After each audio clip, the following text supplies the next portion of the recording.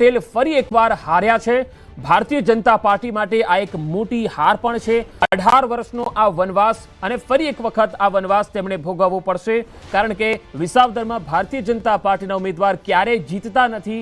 પાછલી તમામ ચૂંટણીમાં વિસાવદરમાં એવું થયું છે કે બીજેપી અહીંયા જીતથી વંચિત રહી છે।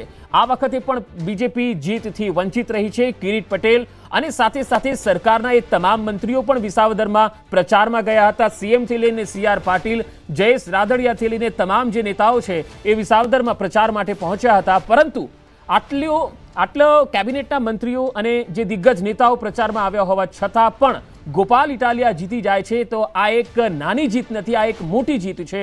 અને ગોપાલ ઇટાલિયાએ પહેલા પણ કહ્યું છે કે તેમના અહીંયા આવવાથી કેબિનેટના તમામ મંત્રીઓ વિસાવદરમાં આંટા મારતા થઈ ગયા છે।